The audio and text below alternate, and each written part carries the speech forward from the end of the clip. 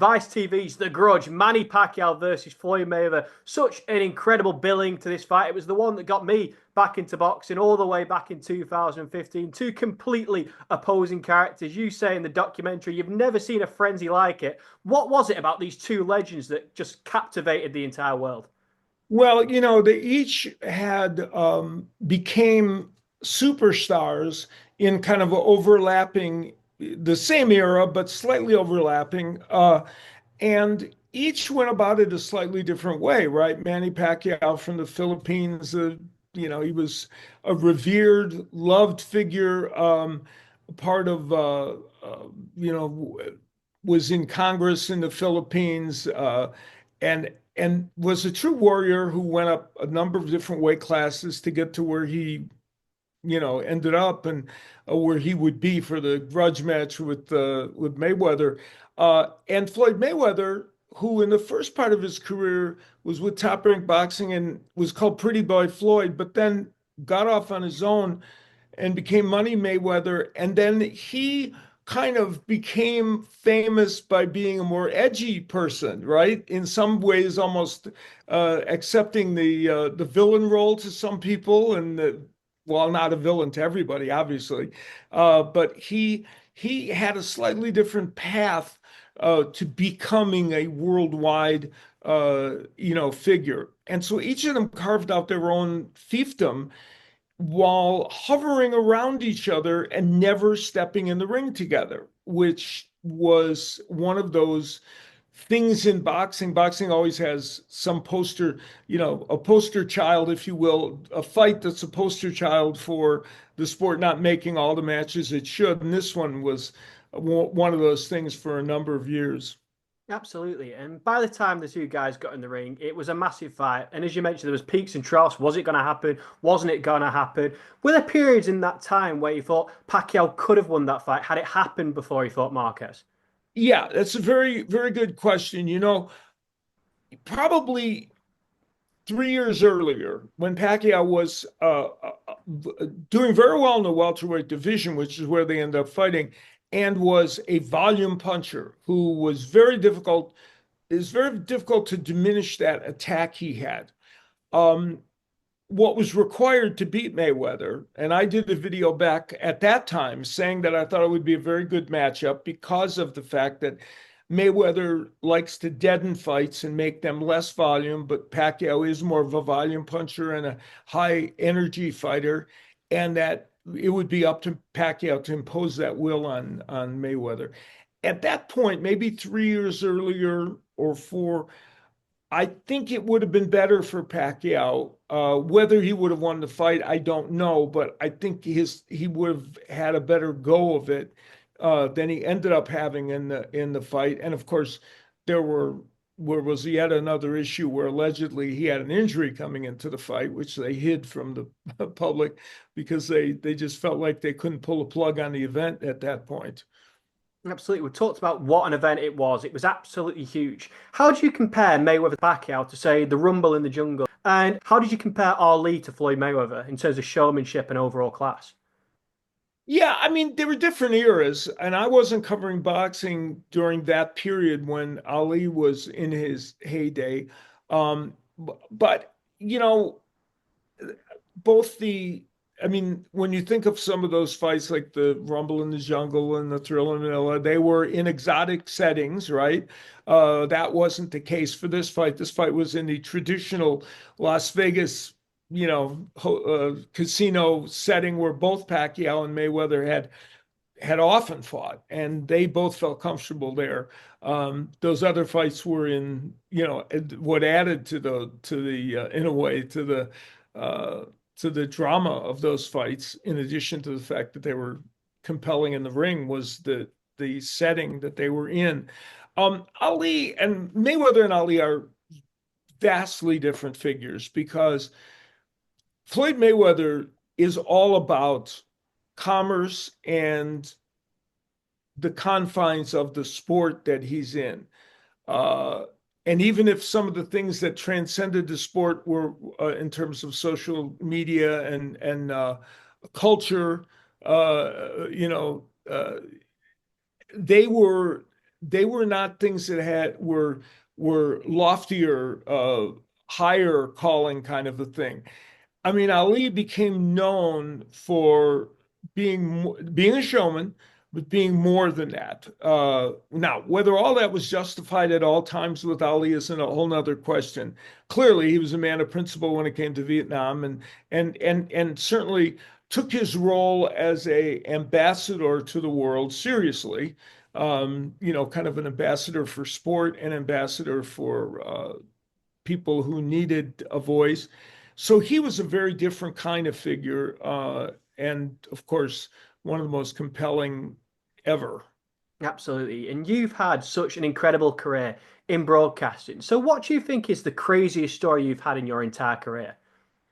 Oh my gosh. I've been involved in many, many crazy things that happened during fights. I mean, I've had blackouts. I've had about down in Puerto Rico, we had a fight in which Juan Manuel Lopez, a big favorite hometown guy, they stopped the fight and the fans weren't happy about it and they started throwing things, and I got hit right here with a full water bottle during the broadcast, and it kind of knocked me semi-conscious. Somehow I managed to get back on the broadcast. I don't know how that happened, but we've had crazy, crazy situations. I was present for the when the Fan Man flew in during the Bo Holyfield fight. I was covering that fight for SportsCenter. I wasn't announcing the fight. But boxing is the theater of the absurd when it comes to crazy things happening. And just when you think you've seen the nuttiest thing, something crazier, will happen. And of course, inside the ring, it's always exciting. And inside the ring, crazy things happen on a regular basis. Yeah, you've definitely called some iconic moments. And moving away from real boxing to the world of film, I know that you were in Rocky Five. Can you tell me a little bit about what that experience was like? And do you have any behind the scenes story from that? Yeah, when I get to be in a movie, I've been in a number of movies, always playing myself. So presumably, and here's the danger in playing yourself. If you don't do a good job, that's really terrible, right? Because you can't say you don't know the character. But that movie was a lot of fun to do. I was supposed to be in. Now here's a good side story. I was supposed to be in the Rocky 2, but they they had the USA Network mic flags up for the announcers. And ESPN, who I worked for at the time, didn't want me to participate in the movie when they had the USA mic flags in front of me. So they wouldn't let me do the film. I couldn't do the film. And if you look at the credits at the end, Stallone was annoyed with them for not letting me do the film. And he just had an actor there, like being the color commentator, and he made his character Al Berndini. He did an Italian version of my name, but the Rocky Five experience was fun. It was I was actually supposed to call the fights, but I was there for a week. I had a week allotted for them, and they kept pushing the fight scene back. And eventually, I had to go, and they weren't going to have me. I wasn't going to be in the movie at all. And at the press conference scene that I ended up being in, they were doing it, and they needed to kind of entertain the extras. And John Avildsen and Stallone, the director John Avildsen, Stallone said, "Well, why don't you get up here and they can ask you boxing questions because they're all fans of yours, and that'll help us kill time." So I was doing that just to help them. And then Avildsen was one that came up, "Well, why don't we put him in the press room scene?" So that's how I got into the movie at all, because I would have ended up on a cutting room floor completely, never having done anything.